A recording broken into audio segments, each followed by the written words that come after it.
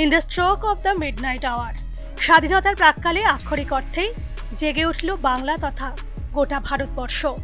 রাত বাড়ল, পাল্লা দিয়ে বাড়ল ভিড়। বুধবার রাতে রাস্তার দখল নিতে শুরু করলো মেয়েরা। যাদবপুর একাডেমি, কলেজ স্ট্রিট তো বটেই, শহরের প্রতিটি কোণা, জেলায় জেলায় চলল জমায়েত। এমনকি রাজ্যের সীমানা পেরিয়েও দিল্লি, মুম্বাই, বেঙ্গালুরুতেও রাত জাগছে আর্চিকরের নির্যাতিতার ন্যায় বিচারের দাবিতে। কলকাতা থেকে কোচবিহার, বনগাঁ থেকে বেহালা, সর্বত্রই রাতের রাজপথ চলে গিয়েছে মেয়েদের দখলে। ব্যানার ফেস্টুন হাতে পথে নেমে পড়েছে শয়ে শয়ে নারী।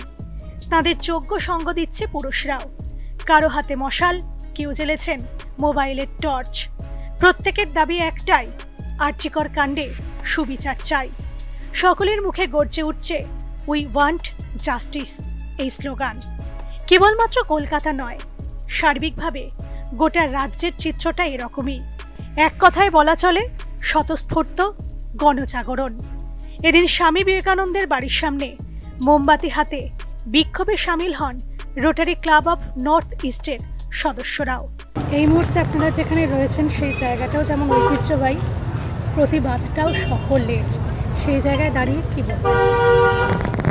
আমি একটাই কথা বলতে চাই, আমি নই, আমরা সবাই এখানে জড়ো হয়েছি একটাই কারণ, সেটা হচ্ছে এই যে প্রতিনিয়ত মহিলারা, ছোট ছোট বাচ্চা মহিলা, এরা যে প্রতিনিয়ত নির্যাতিত, অত্যাচারিত, নিপীড়িত হচ্ছে, এবং এই যে নৃশংস মানুষ এতটা নৃশংস হয়ে যাচ্ছে, এটা কেন হচ্ছে?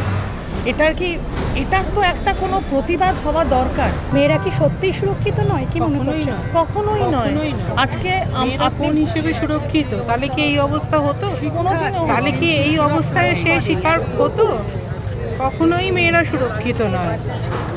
তাহলে কেন আজও আমরা বাইরে থাকতে ভয় পাই? রাত্রির হলে আমরা চেষ্টা করি ঠিক সময় বাড়ি ফিরতে। কেন? সুরক্ষিত নয় বলেই তো। আমাদের এই কর্মসূচি একটি সাইলেন্ট প্রতিবাদ। আমাদের এই আরজিকরে যে ভয়ানক হত্যাকাণ্ড হয়েছে, যে নির্মম কাণ্ডটি হয়েছে, সেটার বিরুদ্ধে আমাদের প্রতিবাদ। কি চাইছেন আপনারা?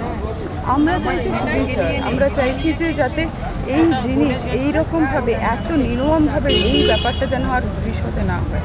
মেয়েরা যাতে আমাদের শহরে, আমাদের স্টেটে, রাজ্যে সুরক্ষিত থাকে, শান্তিতে থাকে। Bureau report, channel 10।